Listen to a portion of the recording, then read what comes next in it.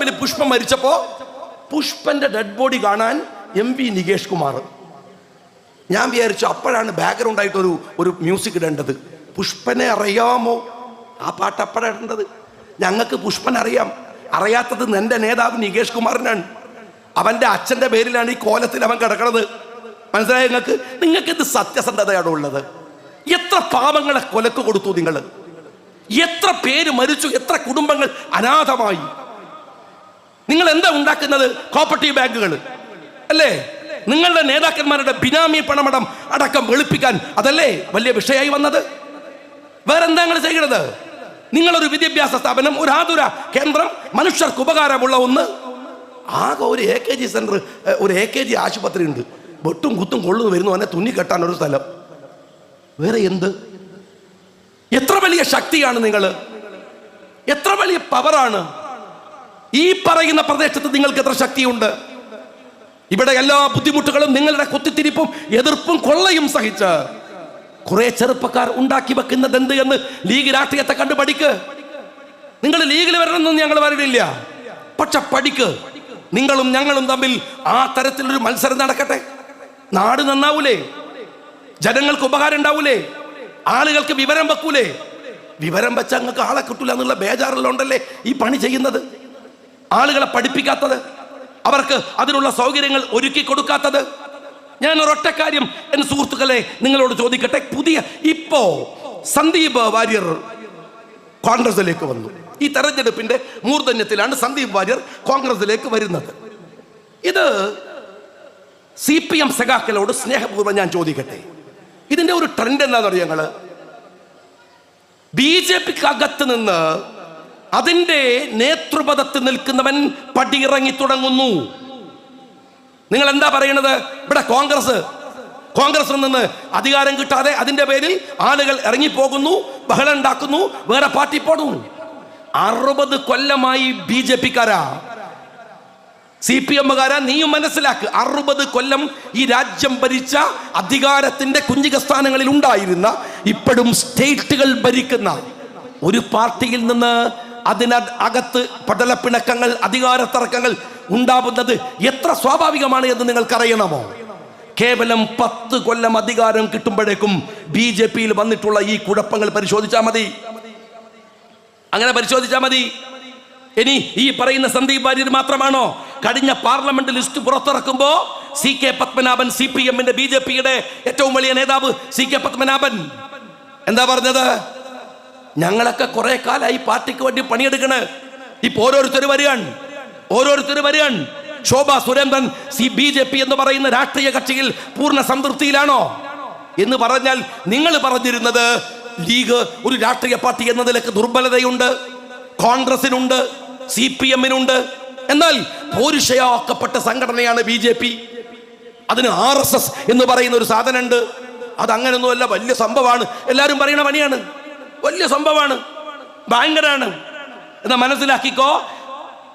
കേവലം 10 വർഷം കഴിയുമ്പോഴേക്കും, അധികാരം കിട്ടുമ്പോഴേക്കും വലിയ പടലപ്പിണക്കങ്ങളുടെയും രാഷ്ട്രീയ ദുർബലതകളുടെയും കേന്ദ്രമായി BJP മാറിക്കൊണ്ടിരിക്കുന്നു എന്നതിന്റെ തെളിവാണ് സന്ദീപ് വാര്യർ ആ പാർട്ടി വിട്ട് പുറത്തേക്ക് വരുന്നതിന്റെ ലക്ഷണം എന്ന് പറയുന്നത്.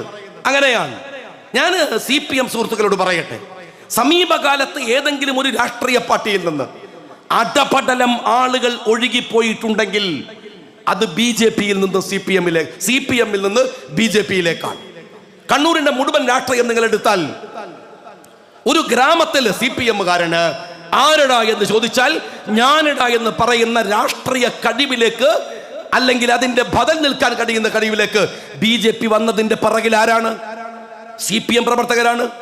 കുടിയൊഴിഞ്ഞു CPMൽ നിന്ന് BJPയിലേക്ക് ആളുകൾ പോയി. എല്ലായിടത്തും ഉണ്ടാവുന്നുണ്ട്. ഇവിടെയാണ് CPM ജാഗ്രതയോടെ മനസ്സിലാക്കേണ്ട ഒരു കാര്യം. എവിടേക്കാണ് നിങ്ങൾ പോകുന്നത്? ഈ CPMനെ വിട്ട് നിങ്ങൾ BJPയിലേക്ക് പോകാനുള്ള ഏത് തരം ഘടകങ്ങളാണ് നിങ്ങൾക്കുള്ളത്? ഒറ്റ കാര്യം ഞാൻ നിങ്ങളോട് പറയട്ടെ, ഇടതു ബദലുകൾ ഇന്ത്യ രാജ്യത്തുണ്ട്. നിങ്ങൾക്ക് പോകാൻ കോൺഗ്രസിലേക്ക് കഴിയും. സന്ദീപ് വാര്യർ BJP വിട്ടുപോകുമ്പോൾ CPMൽ നിന്ന് വിട്ടുപോകുന്നവർ BJPയിലേക്കല്ല പോകേണ്ടത്. ഇടതു ബദലുകളുണ്ട്.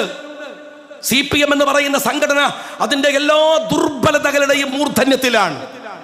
സഖാവ് പിണറായി വിജയനെ പോലെ ഒരു കാട്ടുകള്ളൻ അതിന്റെ നേതൃപദത്തിൽ നിൽക്കുന്നിടത്തോളം ഇനി അതിലൊരു ശുദ്ധീകരണം അസാധ്യമാണ്. ഏതെല്ലാം തരത്തിൽ മാറ്റങ്ങൾ വരാനുള്ള നേതൃത്വത്തെ അടിച്ചൊതുക്കി ഇല്ലാതെയാക്കി. സർഗാത്മകതകൾ നശിച്ചുപോയി, വിപ്ലവങ്ങൾ ഇല്ലാതെ പോയി, പണം, തർക്കം, അധികാരം, അഴിമതി മുച്ചൂടും വന്നു കഴിഞ്ഞു. എന്നാ പരിശോധിക്കുക നിങ്ങൾ, ഇത് ഈ ഒരു മന്ത്രിസഭയിൽ നിൽക്കുന്ന CPI രാഷ്ട്രീയമായ മികവുണ്ട്, രാഷ്ട്രീയമായ കഴിവുണ്ട്, രാഷ്ട്രീയമായ സത്യസന്ധതയുണ്ട്. ഒരു പക്ഷേ CPM-നോളം വില്ലത്തരമില്ലായ്മ കൊണ്ട് മാത്രം ആശയ ദുർബലതയില്ലാത്ത പാർട്ടിയാണ് യഥാർത്ഥത്തിൽ CPI. RMP ഉണ്ട്, RSP ഉണ്ട്, CMP ഉണ്ട്. എത്ര ഇടതു ബദലുകളുണ്ട്. ഈ ഇടതു ബദലുകൾ തെരഞ്ഞെടുക്കാൻ CPM-ൽ നിന്ന് പോകുന്നവർ സൂക്ഷിക്കുകയാണ് വേണ്ടത്. BJP ആണ് ബദൽ എന്ന് പറയാതിരിക്കാൻ അവസാനം നമ്മളെ ഓർമ്മപ്പെടുത്തിയ ആൾ സന്ദീപ് വാര്യരാണ്. ഇനി മറ്റൊന്ന്, ഞാൻ CPM-കാരോട് ചോദിക്കട്ടെ, സന്ദീപ് വാര്യർ വരുമ്പോ നിങ്ങൾ എന്താ പറഞ്ഞത്? ഇളക്കമുണ്ട് എന്ന് കണ്ടപ്പോൾ MP രാജേഷ് അടക്കം പറഞ്ഞു വരട്ടെ, മാറി ചിന്തിക്കുന്നത് നല്ലതല്ലേ. എന്നാൽ സന്ദീപ് വാര്യർ കോൺഗ്രസിലേക്ക് പോയ ഉടനെ പറയാൻ ഇന്നലെ എന്താ പറഞ്ഞത്, മെനഞ്ഞാൻ എന്താ പറഞ്ഞത്? ഞാൻ നിങ്ങളോട് പറയട്ടെ, ഇന്നലെയും മെനഞ്ഞാന്നുമല്ല, ഒരു മണിക്കൂർ മുമ്പ് പോലും RSS-നെയും സംഘീ രാഷ്ട്രീയത്തെയും ന്യായീകരിച്ചവൻ ഈ മണിക്കൂറിൽ മാറ്റി പറഞ്ഞാൽ അവനെ ചേർത്തു പിടിക്കുകയാണ് ആധുനിക കാലത്തിലെ മതേതര മുന്നേറ്റത്തിന്റെ ബാധ്യത. അല്ലാതെ അപ്പൊ അങ്ങനെ പറഞ്ഞില്ലേ, ഇപ്പൊ ഇങ്ങനെ പറഞ്ഞ് നമ്മളെ കുറെ സോഷ്യൽ മീഡിയ വിശാരദന്മാരുണ്ട്, ഭയങ്കരമാണ്. ശശി തരൂരിന് ഈ അടുത്ത ആഴ്ചയിലെ ഇളക്കമുണ്ട്. ആരാണ്, എന്താണ്, കോൺഗ്രസിനകത്ത് നിന്ന് സുധാകരൻ BJP-യിലേക്ക് പോയേക്കുമോ? ആ ഡയലോഗ് കുറച്ചുകൂടെ മയപ്പെടുത്താമായിരുന്നു. നമ്മൾ കുറച്ച് ആൾക്കാർ BJP-ക്ക് ആളുണ്ടാക്കാൻ വേണ്ടി രാവിലെ മുതൽ ഫേസ്ബുക്ക് നോക്കുന്ന കുറച്ച് ആളുകളുണ്ട്. ഇതെന്ത് ഏർപ്പാടാണ്? ഞാൻ സ്നേഹപൂർവ്വം നിങ്ങളോട് ചോദിക്കട്ടെ, ഇതെന്തു തരം ചൊറിച്ചിലാണ്? ഇതല്ലല്ലോ ശരി, ഇതല്ലല്ലോ ചെയ്യേണ്ടത്. മറിച്ച് നാളെ ഇവർ മാറ്റി പറഞ്ഞാൽ ആ നിലപാടുകൾ, സംഘീ നിലപാടുകൾ ആവർത്തിച്ചാൽ തിരിച്ചു പറയാൻ നമ്മൾ ഇവിടെ ഇല്ലേ? പിന്നെന്താ ഭയം? എന്തിനാ ഭയം? അതുകൊണ്ട് സന്ദീപ് വാര്യർ ആദ്യം എന്ത് പറഞ്ഞു എന്നതല്ല, ഞാൻ കമ്മ്യൂണിസ്റ്റുകാരോട് ചോദിക്കട്ടെ, ഈ സരിൻ എന്താ പറഞ്ഞത്? സരിന് കോൺഗ്രസ് വിടുന്ന നേരത്ത് സരിൻ പറഞ്ഞ എന്താ അറിയോ? ഞാനൊക്കെ എത്ര കാലമായി ഈ പാർട്ടിയിൽ പ്രവർത്തിക്കണത്, പാർട്ടിക്ക് വേണ്ടി പണിയെടുത്തില്ലേ, എന്നിട്ട് എന്നെ സ്ഥാനാർത്ഥിയാക്കിയോന്നാണ്. ഇതും പറഞ്ഞിട്ടാണ് ഇയാൾ അപ്പുറത്ത് പോയത്. എടോ, അപ്പുറത്തും ആ പാർട്ടിക്ക് വേണ്ടി പണിയെടുത്ത കുറെ പാപങ്ങളില്ലേ? ഓനെ വെട്ടിയിട്ടല്ലടോ ഇന്നലെ വന്ന നിനക്ക് സീറ്റ് തന്നത്. അതാലോചിക്കട്ടെ. CPM-നകത്തോ ഈ പ്രശ്നമല്ലേ? എങ്ങനെയാണ് ഇന്നലെ വരെ കോൺഗ്രസിന് വേണ്ടി പണിയെടുത്ത നീ CPM-നകത്ത് പോയിട്ട് സ്ഥാനാർത്ഥിയാവുന്നത്? ആ പാർട്ടിക്ക് വേണ്ടി ഇന്നലെ വരെ പണിയെടുത്തോരില്ലേ? അപ്പൊ നീ പറഞ്ഞ ന്യായം എന്താണ് കോൺഗ്രസിനകത്ത് നിന്ന്? ആ ന്യായത്തിന്റെ കുറെ കൂടെ എക്സ്ട്രീമായ കാര്യമല്ലേ അപ്പുറത്ത് CPM-ന്റെ പാർട്ടി നിങ്ങൾക്ക് സൗകര്യം തിരിച്ചു തരുമ്പോൾ ഉണ്ടാവുന്നത്? അതല്ലേ? ഇനി ഇതിലെ ഏറ്റവും രസമുള്ള കാര്യം അതല്ല. രസമുള്ള കാര്യം നേരെ തിരിച്ചാണ്. സന്ദീപ് വാര്യർ വരുന്നു പോണു, വേറെ കാര്യം. സഖാവ് പിണറായി വിജയന് സാദിഖലി തങ്ങളോടാണ് ചൊരുക്ക്. അതിന്റെ കാര്യം മനസ്സിലായില്ല. സാദിഖലി തങ്ങള് ജമാഅത്തെ ഇസ്ലാമിയെ പോലെ അനുയായിയെ പോലെ സംസാരിക്കുന്നു. പറയണത് ആരാണ്? സഖാവ് പിണറായി വിജയനാണ്.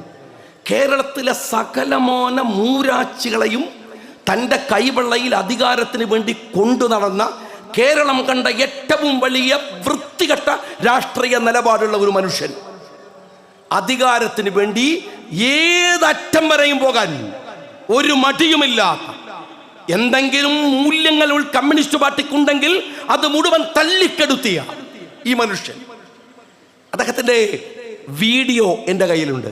ഞാൻ നിങ്ങൾക്ക് ആർക്കെങ്കിലും വേണമെങ്കിൽ അയച്ചു തരാം, നിങ്ങളെ കയ്യിലുണ്ടാവും. എന്താ പറയണത്?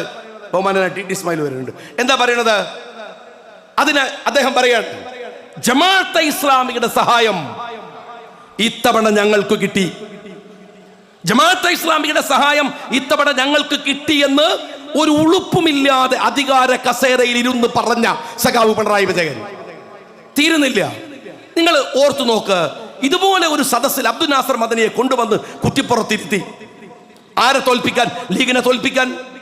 ഇനി ലീഗിനെ മാത്രമാണ് തോൽപ്പിച്ചത്.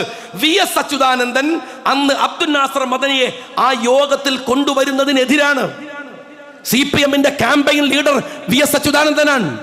ആ VS-നെ യോഗത്തിൽ വിളിക്കാതെ അബ്ദുൽ നാസർ മദനിയെ ലീഗിനെ തോൽപ്പിക്കാൻ കുറ്റിപ്പുറത്തിരുത്തി ചന്ദ്രനോട് കുംഭവാൻ, ഇന്ദ്രനോട് കുംഭവാൻ എന്ന് വാഴ്ത്തിപ്പാടിയ മനുഷ്യന്റെ പേരാണ് പിണറായി വിജയൻ. തീരുന്നില്ല. 4-5 ദിവസം മുമ്പ് പിണറായി വിജയൻ P. ജയരാജന്റെ പുസ്തക പ്രകാശനം. അതിന്റെ തമാശ, P. ജയരാജന്റെ പുസ്തകത്തിന്റെ പേര് ഭീകരതയ്ക്കെതിരെ എന്നാണ്. ഏത്? കേരളം കണ്ട ഏറ്റവും വലിയ മൂരാച്ചി ഭീകരനായ P. ജയരാജനാണ് ഭീകരതയ്ക്കെതിരെ പുസ്തകം എഴുതുന്നത്.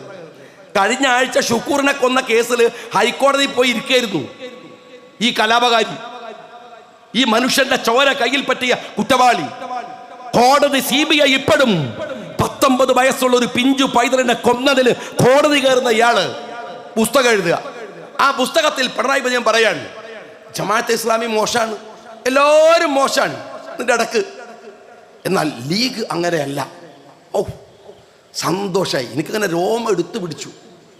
സഖാവ് പിണറായി വിജയ, നിങ്ങളെപ്പോലെ അപ്പപ്പം കാണുന്നവനെ അപ്പാന്ന് വിളിക്കുന്ന ഒരു രാഷ്ട്രീയ നേതാവ് പ്രശംസിക്കുന്നത് കേൾക്കുമ്പോഴേക്കും ഞങ്ങളൊക്കെ അങ്ങ് തരളിതമായി പോകുമെന്ന് നിങ്ങൾ വിചാരിക്കുന്നുണ്ടോ? ലീഗിനെ പൊന്തിച്ചു പറയുന്ന സയൻസ് ഒക്കെ ഞങ്ങൾക്കറിയാം. ഞങ്ങൾ അന്നും പറഞ്ഞിട്ടുണ്ട്, ഞങ്ങൾ ഇന്നും പറഞ്ഞിട്ടുണ്ട്, സൂക്ഷിക്കേണ്ട പാർട്ടിയാണ് CPM എങ്കിൽ അതിലേറെ സൂക്ഷിക്കേണ്ട കാട്ടുകള്ളനാണ് കേരളം ഭരിക്കുന്ന പിണറായി വിജയൻ എന്ന്. മനസ്സിലാക്കാത്തവര് മനസ്സിലാക്കിക്കോ. കേറി പിടിച്ചത് ഇപ്പൊ തങ്ങൾക്ക് നേരെയാണ്. ഇവിടെ പുതിയൊരു പ്രവണത ഉണ്ട്. അതെന്താന്ന് വെച്ചാല് പാണക്കാട് സയ്യിദ് സാദിഖ് അലി ശിഹാബ് തങ്ങൾക്ക് നേരെ അങ്ങ് പാഞ്ഞു കയറുക.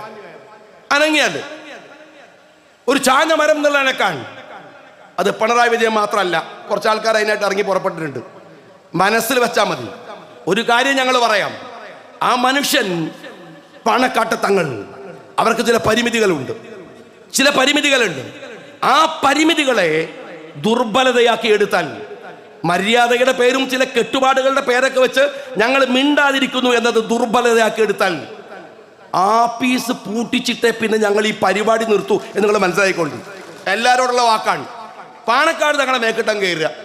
എന്നിട്ട് ഇവർ കുറച്ച് ആൾക്കാർ വലിയ ശുചായികൾ, ആകാശത്ത് നേരെ ഇറങ്ങിയ മഹോ സാധനങ്ങൾ. പാണക്കാട് തങ്ങൾക്ക് വിവരമില്ല, പാണക്കാട് തങ്ങൾ യോഗ്യതല്ല. പാണക്കാട് തങ്ങൾ ഇന്ത്യൻ യൂണിയൻ മുസ്ലിം ലീഗിന്റെ അമരക്കാരനാണ്. ഞങ്ങൾ തെരഞ്ഞെടുത്ത ഞങ്ങളുടെ പ്രസിഡന്റാണ്. ആ യോഗ്യത തീരുമാനിക്കേണ്ടത് ഞങ്ങളാണ്, അല്ലാതെ പിണറായി വിജയനോ വേറെ ചില മുല്ലമാരോ അല്ലെന്ന് അവർ മനസ്സിലാക്കി വെക്കുന്നത് അവർക്ക് നല്ലതാണ്. ഇത് ഞങ്ങൾ തീരുമാനിച്ചോളും. പാണക്കാട് തങ്ങളെ കുറിച്ച് ജമാഅത്തുകാരനെ പോലെ പെരുമാറുന്നു എന്ന് പറയാനുള്ള പിണറായിയുടെ യോഗ്യത എന്താണ്? സഖാബ് പിണറായി വിജയ, നിങ്ങൾ മിനിമം ഒരു മനുഷ്യനെ പോലെങ്കിലും പെരുമാറാൻ പഠിക്കുക. ആദ്യം പാണക്കാട് തങ്ങളെ കാണുമ്പോൾ ഒരു സന്തോഷല്ലേ അല്ലേ?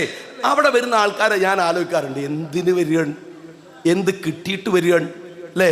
പക്ഷെ തങ്ങളെ കണ്ട് ഒന്ന് കൈപിടിച്ച് ആ ചിരി ഒന്ന് ആസ്വദിച്ച് അവർ മടങ്ങിപ്പോവാണ്. അതൊക്കെ ഇന്നത്തെ കാലത്ത് വലിയ സംഭവമാണ് പിണറായി വിജയ.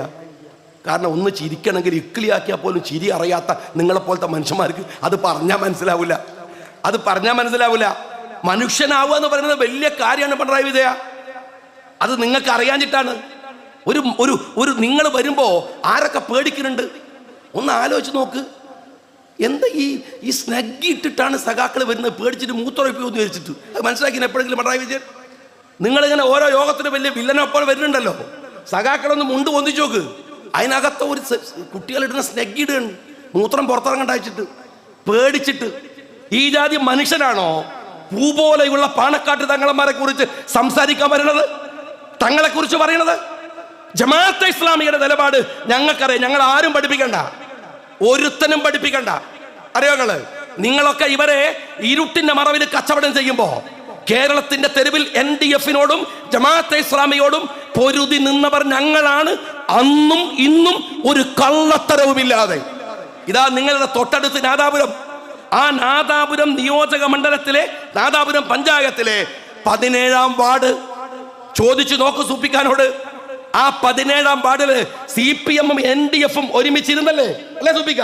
ഒരുമിച്ചിരുന്ന് നിങ്ങൾ മെമ്പറെ ഉണ്ടാക്കിയത്, നിങ്ങളുടെ പഞ്ചായത്ത് മെമ്പർ നിങ്ങൾ ഇപ്പൊ നാദാപുരത്തെ ഏരിയ സെക്രട്ടറി ആവാൻ നടക്കുന്ന ഒരു മനുഷ്യനുള്ള പേര് ഞാൻ പറയണില്ല. അയാൾ ഇടത്തും വലത്തും ആരാണ് ഈ ഏരത്ത് ജാഫർ എന്ന് പറയുന്ന ആൾ? NDF ബാക്ക്ഗ്രൗണ്ടാണ്. ഈ NDF-കാർ എവിടേക്കാണോ കുറ്റിയും പറിച്ച് പോയത്? പഴയ NDF-കാർ എവിടെയാണ്? CPM-ന്റെ താവളത്തിലാണ്. പഴയ PDP-കാർ എവിടെയാണ്? CPM-ന്റെ താവളത്തിലാണ്. ഞങ്ങളെ കൂടെ ആരുമില്ല, മനസ്സിലായിക്കോ? ഞങ്ങളെ കൂടെ വരുന്നുണ്ടെങ്കിൽ അവൻ സമാധാനത്തിന്റെ നേരിന്റെ വഴിയിൽ വരണം, അല്ലാതെ തല കൂട്ടില്ല. നിങ്ങളൊക്കെ തലയിൽ മുണ്ടിട്ട് NDF-ന്റെയും ജമാഅത്തെ ഇസ്ലാമിയുടെയും വോട്ട് തേടി പോകുമ്പോ അവരുടെ വോട്ട് വേണ്ടെന്ന് പറഞ്ഞ് തെരഞ്ഞെടുപ്പിൽ മത്സരിച്ച് നട്ടല് കാണിച്ച ഞങ്ങളോട് എന്റെ പിണറായി വിജയ ഈ വേശ്യയുടെ ചാരിത്ര പ്രസംഗം ഒന്ന് അവസാനിപ്പിക്കും. നിങ്ങൾ ആരാന്ന് മലയാളിക്കറിയാം. ഇതുപോലെ ഒരു കള്ളനെ കേരളം കണ്ടിട്ടില്ല, ഇതുപോലെ ഒരു കപടനെ കേരളം കണ്ടിട്ടില്ല, ഇതുപോലെ ഒരു ചോരക്കൊതിയനെ കേരളം കണ്ടിട്ടില്ല. ഏത് വിശേഷണമാണ് സഖാവ് പിണറായി വിജയ നിങ്ങൾക്ക് ചേരാത്തത്? ഇതുപോലെ ഒരു കമ്മ്യൂണിസ്റ്റ് മനുഷ്യൻ, കമ്മ്യൂണിസ്റ്റ് നേതാവ് കേരള ചരിത്രത്തിൽ CPM-ന്റെ തലപ്പത്തുണ്ടായിട്ടുണ്ടോ? എത്ര പേര് വന്നിട്ടുണ്ട്? എത്ര ആളുകൾ ഉണ്ടായിട്ടുണ്ട്? ഇതൊക്കെ പറയുന്ന കഥകളൊക്കെ തമാശയാ? ആളുകൾ പറയുന്ന ഈ അഴിമതിയൊക്കെ തമാശയാ? നിങ്ങളും നിങ്ങളുടെ മരുമോനും മകളും മോന്റെ അമ്മോഷനും നിങ്ങൾ മനസ്സിലാക്കണം. കക്കിണിനൊക്കെ ഒരു കണക്ക് വേണ്ട പിണറായി വിജയ. പക്ഷെ ഒരു കാര്യം ഓർത്തോ നിങ്ങള്, ഞങ്ങളൊക്കെ ഇവിടെ ആയുസ്സോടെ ഉണ്ടെങ്കിൽ, അങ്ങനെ പറയണല്ലോ, CPM-നോടാണല്ലോ കളിക്കുന്നത്, ആയുസ്സോടെ ഉണ്ടെങ്കിൽ ഈ കട്ട് കൊണ്ടുപോയത് കൊണ്ട് സുഖമായി ജീവിക്കാമെന്ന് നിങ്ങളും വിചാരിക്കണ്ട, നിങ്ങളുടെ കുടുംബവും വിചാരിക്കണ്ട.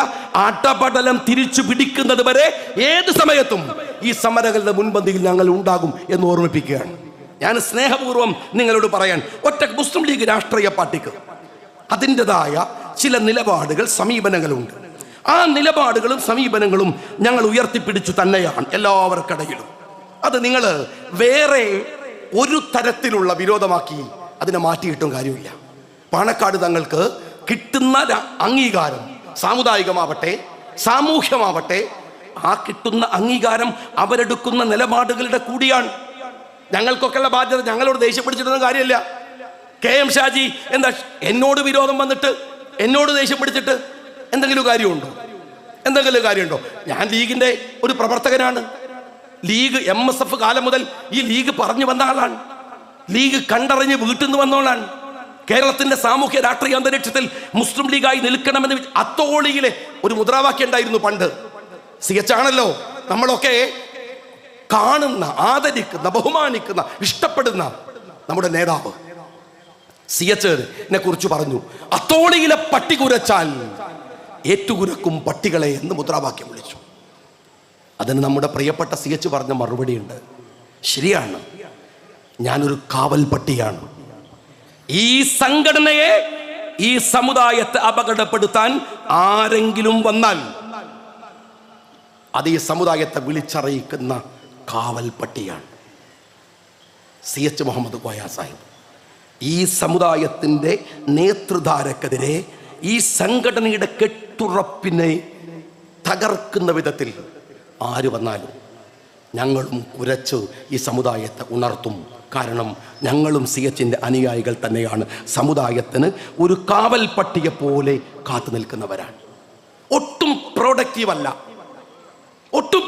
അല്ല, എന്നാലും പറയാതിരിക്കാനാവില്ല. പറഞ്ഞു പോയേ മതിയാവൂ ചില കാര്യങ്ങൾ. അതിൻ്റെ നഷ്ടം എന്തുമാവട്ടെ, ലാഭങ്ങളെക്കുറിച്ചും നഷ്ടങ്ങളെക്കുറിച്ചും ആലോചിച്ചാണ് രാഷ്ട്രീയത്തിൽ നിലപാടുകൾ എടുക്കുന്നതെങ്കിൽ അതങ്ങനെ തന്നെ ആയിക്കൊള്ളട്ടെ. പക്ഷെ ഒരു കാര്യം ഞാൻ പറയാം, ബഹുമാനം എന്ന് പറയുന്നത്, ആദരവെന്ന് പറയുന്നത് കൊടുത്താൽ മാത്രം കിട്ടുന്നതാണ്. ഇങ്ങോട്ടെന്തെങ്കിലുമൊക്കെ ഏകപക്ഷീയായി പറഞ്ഞിട്ട് അവസാനിപ്പിച്ചു പോകാം എന്ന് ആരെങ്കിലും വിചാരിക്കുന്നുണ്ടെങ്കിൽ, ആദരവ് 1 തന്നാൽ 100 തിരിച്ചു തരും എന്ന് പറയണ പോലെ തന്നെയാണ് ഇങ്ങോട്ട് പറഞ്ഞാൽ അതിൻ്റെ 10 ഇരട്ടി പറഞ്ഞിട്ടേ പോവൂ. ഞാൻ ഇരവിപുരത്ത് മത്സരിക്കാൻ പോവാണ്. അന്ന് പാർട്ടി പറഞ്ഞു ഇരവിപുരത്ത് മത്സരിക്കാൻ പോകണം. SKSSF-ന്റെ നേതാവ്, അന്ന് ഞാൻ യൂത്ത് ലീഗിൻ്റെ ഭാരവാഹിയാണ്, അഭിവന്ദ്യനായ നേതാക്കന്മാർ എന്നോട്, നാസർ ഫൈസി കൂടത്തായിയൊക്കെ പറഞ്ഞു, കോഴിക്കോട് പ്രസ് ക്ലബ്ബിൽ ഒരു മീറ്റിംഗ് ഉണ്ട്, നിങ്ങൾ അവിടെ വന്ന് നിലപാട് പറഞ്ഞു പോകണം. NDF അതിന്റെ ശക്തി പ്രാപിക്കുന്ന കാലമാണ്. ഒരു മടിയുമില്ലാതെ സംസാരിക്കണം. ഞാൻ പറഞ്ഞു വരാലോ, തിരുവനന്തപുരത്തേക്ക് കൊല്ലത്തേക്കുള്ള ടിക്കറ്റ് എടുത്ത് റെയിൽവേ സ്റ്റേഷനിലേക്ക് ബാഗ് ഒരുക്കി നിൽക്കുകയാണ്. എല്ലാവരും എന്നോട് പറഞ്ഞു, ഇപ്പം തെരഞ്ഞെടുപ്പ് സമയമല്ലേ, ഒന്നും സംസാരിക്കണ്ട, വിട്ടേക്കൂ. ഞാൻ പറഞ്ഞു അങ്ങനെ ഇല്ല, SKSSന്റെ പരിപാടിയല്ലേ, സംസാരിച്ചു പോകാം. കോഴിക്കോട് പ്രസ് ക്ലബിൽ സംസാരിക്കുമ്പോൾ അന്ന് വളരെ കൃത്യമായ സമീപനങ്ങൾ ഇങ്ങനെ പറഞ്ഞു വരുമ്പോൾ ഉഹുദിൽ അള്ളാഹുവിന്റെ പ്രവാചകന് പ്രയാസമുണ്ടാക്കിയ മുനാഫിക് നിലപാടുകൾ പറഞ്ഞു വന്ന് ആ പ്രസംഗം അവസാനിച്ച് പോകുമ്പോൾ എൻ്റെ വണ്ടിയിൽ വന്നിട്ട് ഒരാൾ പറഞ്ഞു, ഞങ്ങൾ റെക്കോർഡ് ചെയ്തിട്ടുണ്ട്, ഉഹുദിലെ സഹാബത്തിനെ മോശമാക്കി പറഞ്ഞു അല്ലേ എന്നാണ്. എനിക്ക് മനസ്സിലായി ഇതെവിടേക്കാ പോണത്. ഇസ്മായിൽ സാഹിബ് ഇവിടെയുണ്ട്, KT ഇവിടെയുണ്ട്. അന്ന് ഏറ്റവും കൂടുതൽ ഇരവിപുരത്ത് എന്നെ ആക്രമിക്കാൻ SDPI-കാരനും ഇടതുപക്ഷവും ഉപയോഗിച്ചത് ഞാൻ ഉഹുദിലെ ശുഹദാക്കളെ അപമാനിക്കാൻ ശ്രമിച്ചു എന്ന് പറഞ്ഞാണ്. പിന്നീട് അതിന് സമാനമാം വിധത്തിൽ പിന്നീട് CPM, NDF ആ സമയങ്ങളിൽ ഫോണുകൾ ഇങ്ങനെ നിരന്തരം മാറ്റും. ഭീകരമായ തെറി, ഭീകരമായ അതിക്രമങ്ങൾ. യൂത്ത് ലീഗിന്റെ ഒരു ഭാരവാഹി എന്ന നിലക്ക് പോകുമ്പോൾ ഉണ്ടാകുന്ന വലിയ പ്രശ്നങ്ങൾ, വടകരയിൽ നിന്ന് അക്രമം, ചുരത്തിൽ നിന്ന് അക്രമം. ആ സമയത്താണ് IB, അന്ന് പോലീസ് പ്രൊട്ടക്ഷൻ, അവർ തന്നെ നേരിട്ട് യൂത്ത് ലീഗ് ഭാരവാഹി എന്ന നിലക്ക് എനിക്ക് പ്രൊട്ടക്ഷൻ ഉണ്ടാക്കുന്നത്. ഈ അടുത്ത കാലത്ത് എനിക്ക് രസമുള്ള ചില കാര്യങ്ങളുണ്ട്. എന്താണോ CPM-കാരൻ സംസാരിക്കുന്നത് അതേ ഭാഷ ഒരാൾ എന്നെ ഇഞ്ചി ചതക്കുന്നത് പോലെ ചതച്ചു, ഒരാക്ഷോഭണ. വേറൊരാൾ പറയാൻ, ഇനി മേലിൽ KM ഷാജി ഖുർആൻ ഓതൂല. ചില മതത്തിന്റെ അനുയായികൾ എന്ന് പറയുന്നവർ തന്നെ ആക്ഷേപിക്കുകയാണ്, കളിയാക്കുകയാണ്. CPM വിളിക്കുന്ന അതേ ചീത്ത വിളി നടത്താൻ മെനഞ്ഞാന്ന് വന്ന ഒരു യൂട്യൂബ് സ്റ്റോറിയുടെ ഹെഡിങ് എന്താണെന്നറിയാം ഞങ്ങള്? കുന്നംകുളത്ത മൗലവി KM ഷാജിയെ ഇഞ്ചി ചതക്കുന്നത് പോലെ ചതച്ചു. നിങ്ങൾ മനസ്സിലാക്കണം, ഇനി ഇയാൾ ഖുർആൻ ഓതില്ല. ഞാൻ ഒരു കാര്യം ചോദിക്കട്ടെ, ദീനിന്റെ പേരിൽ അഭിപ്രായം പറയാൻ നിനക്ക് എന്താണ് അർഹത എന്നാണ്. ദീനിന്റെ പേരിൽ അഭിപ്രായം പറയാൻ ആർക്കാണ് അർഹതയില്ലാത്തത്? അള്ളാഹുവിന്റെ പ്രവാചകൻ മുഹമ്മദ് മുസ്തഫ സ്വല്ലല്ലാഹു അലൈഹി വസല്ലം തങ്ങൾ ഹജ്ജത്തുൽ വിദാഇൽ, ഖുതുബത്തുൽ വിദാഇൽ ഇതാ ഈ സന്ദേശം നിങ്ങളെ ഏൽപ്പിക്കുകയാണ്.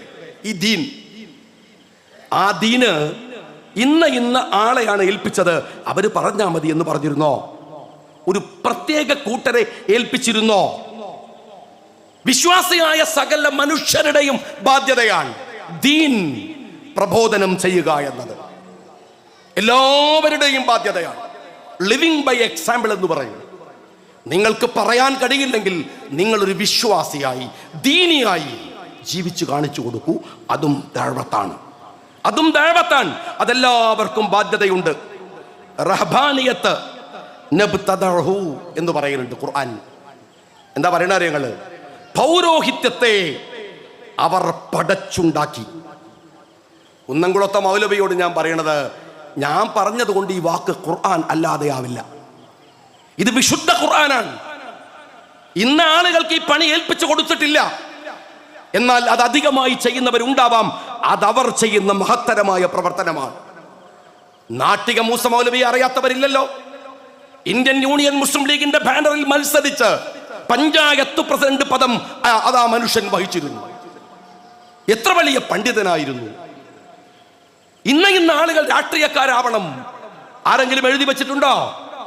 ഇന്ന ആളുകൾ പണ്ഡിതനോ മതമറിയുന്നവനോ പറയുന്നവനോ ആവണം, അങ്ങനെ ആരെങ്കിലും ഉണ്ടോ?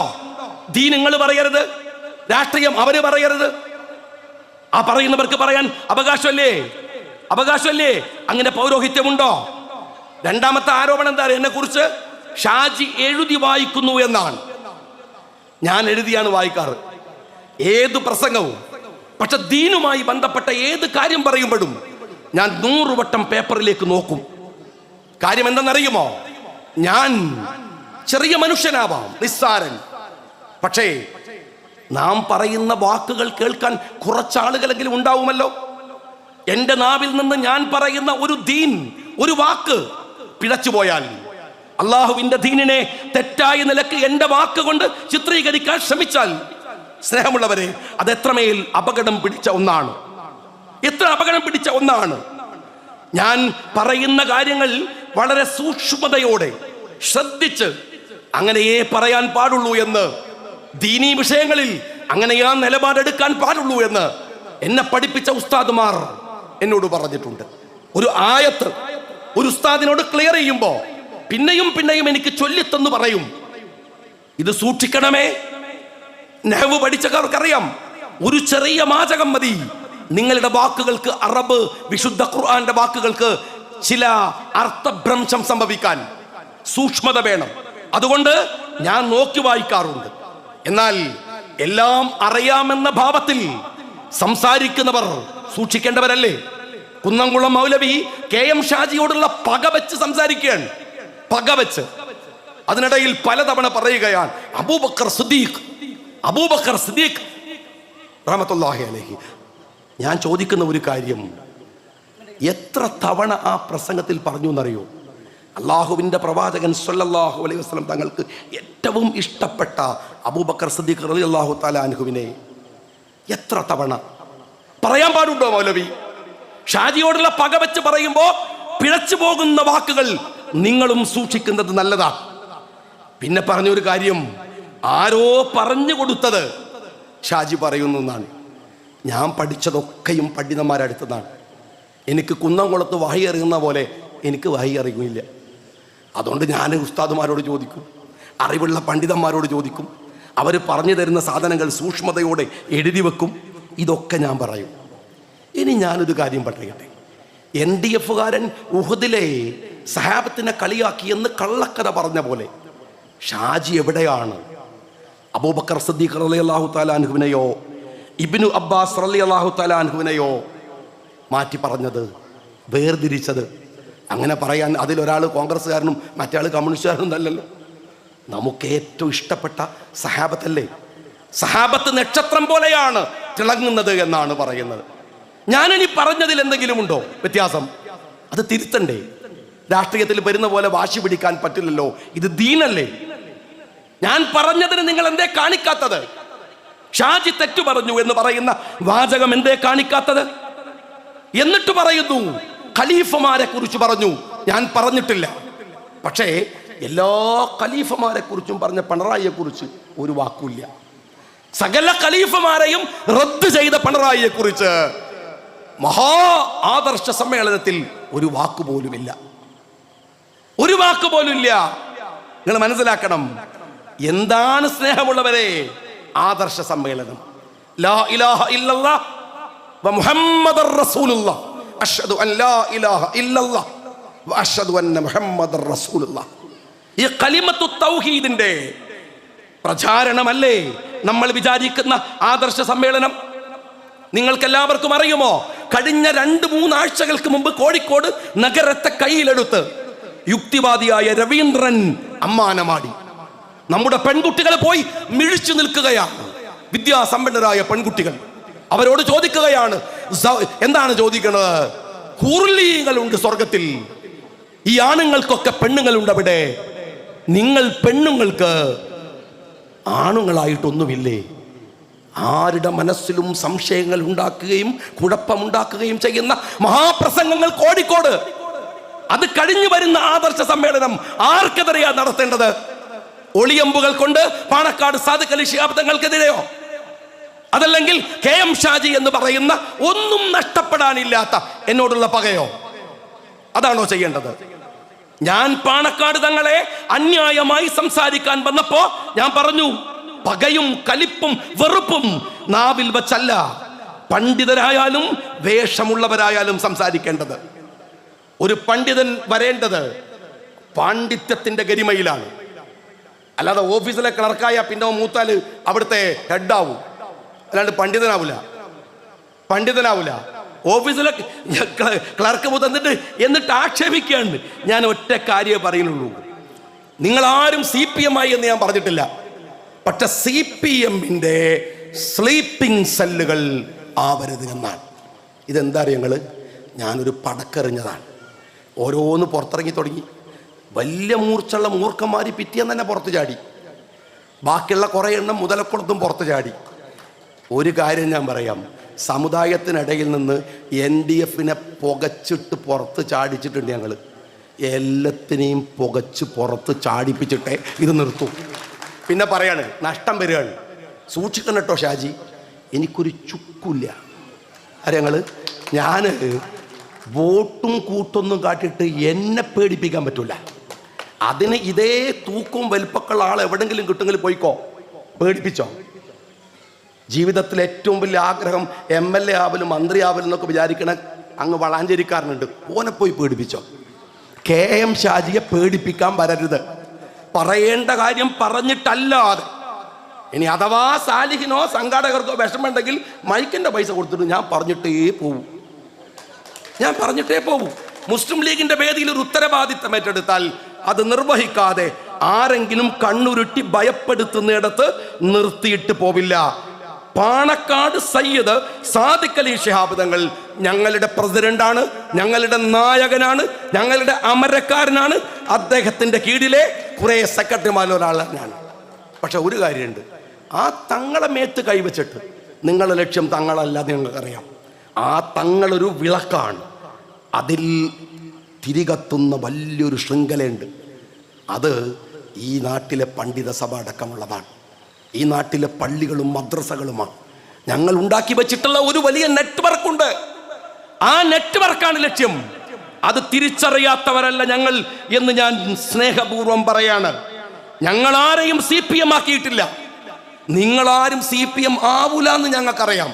കാരണം അതിനും വേണം കുറച്ചൊക്കെ യോഗ്യത. അതാവണമെങ്കിലും പിന്നെ അതാവൂല. എന്താ കാര്യം എന്ന് പറഞ്ഞാൽ അതായാൽ പിന്നെ തലേക്കെട്ടടക്കമുള്ള പലതും അഴിക്കേണ്ടി വരും. അപ്പം നഷ്ടം ഭയങ്കരമാണ്. പിന്നെ എന്തിനാ നിൽക്കുന്നത്?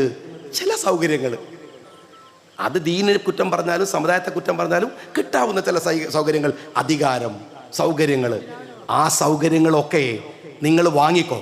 പക്ഷെ ഞങ്ങളുടെ മക്കളോട് ഈ CPM-നെ വെള്ളപൂശാൻ നിങ്ങൾ വന്നാൽ അത് ഞങ്ങൾക്ക് എതിർത്തേ മതിയാവൂ.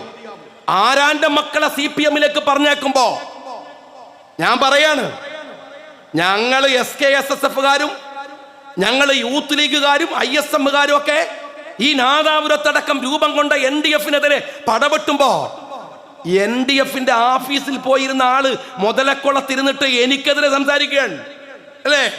സ്വന്തം വീട്ടിൽ CPM കയറുന്നത് സൂക്ഷിച്ചോ. നിങ്ങൾ ഇത് കൊള്ളാമെന്ന് പറയണ്ട, ഇത് കുഴപ്പമില്ല എന്ന് പറഞ്ഞാൽ കൊള്ളാമെന്നാണ് മക്കൾ വിചാരിക്കുക. ഞാൻ ബാക്കി പറയണ്ടല്ലോ. കുന്നംകുളത്തെ ഉസ്താദിന് ദേഷ്യം പിടിക്കണ്ട.